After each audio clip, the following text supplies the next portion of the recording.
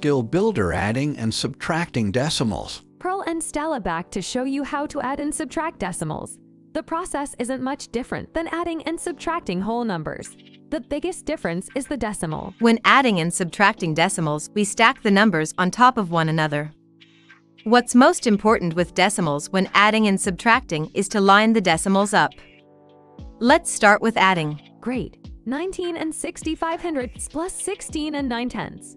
We will stack them and line the decimals up.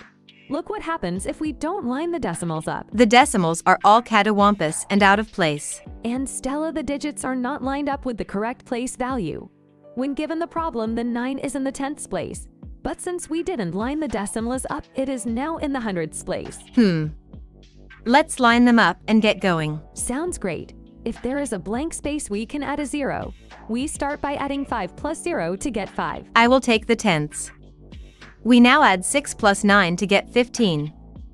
I know if the sum is larger than 9, the ones digit goes under the numbers and the tens digit is carried to the next place value, and it looks like this. Now the ones place has an extra 1 to add in. We add 9 plus 6 plus 1 to get 16.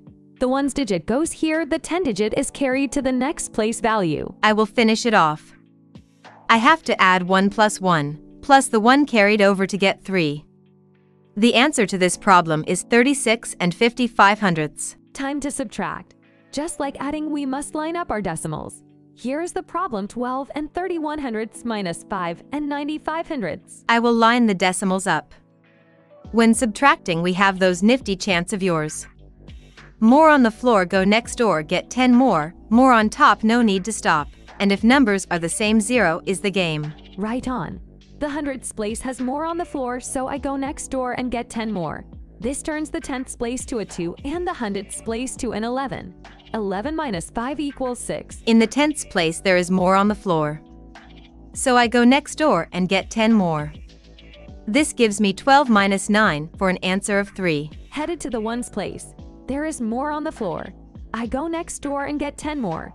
Now I can take 11 minus 5 to get an answer of 6. The final answer is 6 and 36/100ths. Biggest takeaway for me, Pearl, is when adding and subtracting decimals, it is very important to line the decimals up. Right on, Stella.